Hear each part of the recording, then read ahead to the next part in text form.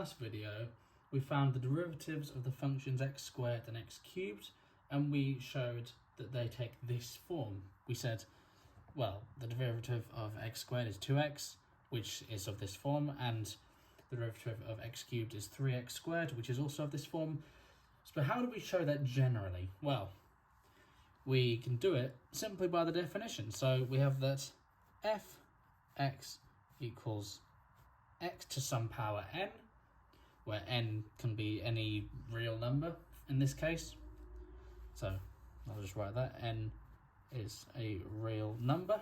And we can take the derivative, which is, if we all remember, the limit as h tends to 0 of f of x plus h minus f of x divided by h. And in this case, that is equal to the limit as h tends to 0 of x plus h to the nth power minus x to the nth power divided by h.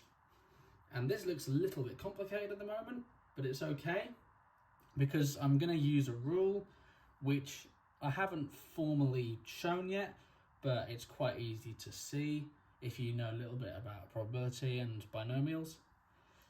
We have that x plus h to the nth power is equal to, here we go, so that's x to the n plus n, choose 1 of x to the n minus 1 times h plus n, choose 2 of x to the n minus 2 times h squared plus ... all the way up to, well, we get n, choose n, which turns out to be 1, of h to the n.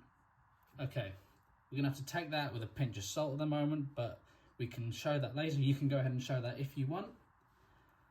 And we can use this to evaluate this limit. So I'm just going to, what shall I do? I'll draw a big old arrow. Ooh, there you go. Big old arrow. So we get that's equal to the limit as h tends to 0 of, okay, so we've got x plus h to the n, which is this thing, and then minus x to the n, which means we can get rid of that thing at the front. So we just get this weird long old thing. So we'll just write that as n, choose 1, x to the n minus 1, h plus ... and then all the way up to h to the n.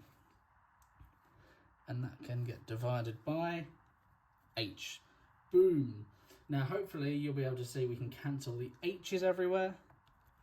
And that's just going to be the limit as h tends to 0 of n, choose 1, x n minus 1 plus, well, something times h plus something times h squared, and so on.